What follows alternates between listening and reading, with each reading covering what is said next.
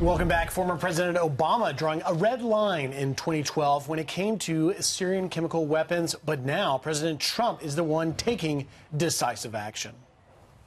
There would be enormous consequences if we start seeing movement on the chemical weapons front. The purpose of our actions is to establish a strong deterrent against the production, spread, and use of chemical weapons. That's a red line for us. The United States will be a partner and a friend, but the fate of the region lies in the hands of its own people. So why are some critics now saying it is not strong enough? Here to weigh in, Corey Lewandowski, chief strategist for America First Action and former Trump campaign manager. Corey, thanks for joining us this morning. You're used to this, just as you appear on the screen. We've got a brand new tweet from the commander-in-chief we want to share with our audience, get you to respond to. President tweeting this just moments ago. A perfectly executed strike last night. Thank you to France and the United Kingdom for their wisdom and the power of their fine military. Could not have had a better result. Mission accomplished. So the president satisfied with the military action last night. Are you?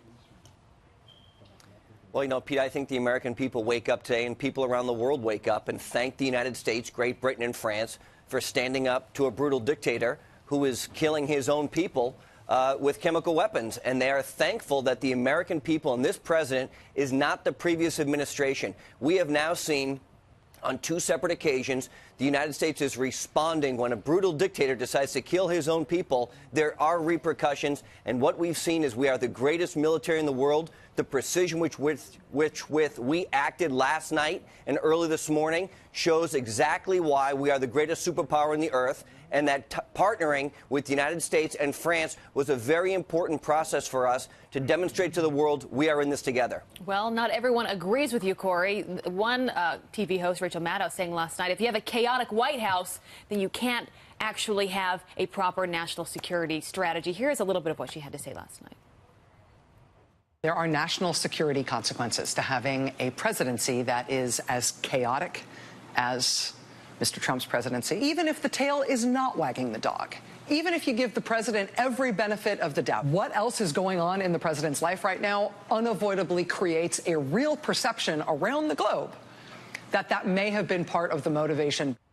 Even if the dog isn't wagging the tail, Corey.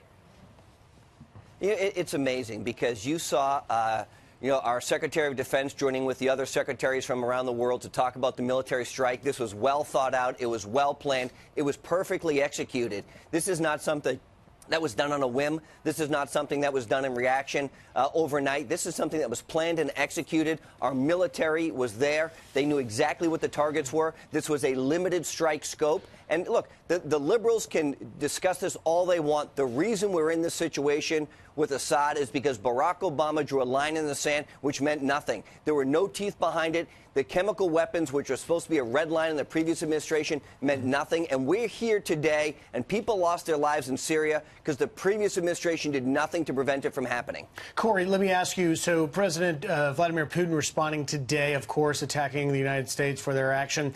The stakes raised here. What is the message to Russia, and was it sent loud enough? Well, the message to both Russia and Iran is very clear. If you continue to support a brutal dictator in Assad, there will be consequences with Assad. You can't have it. And the president last night in his address raised a very important question to those nations.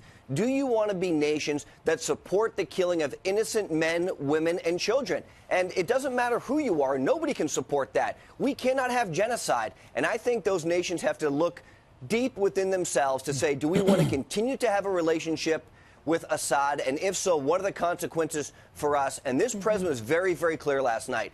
His statement about that was clear to Russia and to Iran. We will not tolerate this moving forward. Corey, in about 2.5 hours, about a mile from here at 11 o'clock at the United Nations, Russia is calling an emergency Security Council meeting about these strikes, where if we do something, they'll veto it. We would, of course, veto any action by them.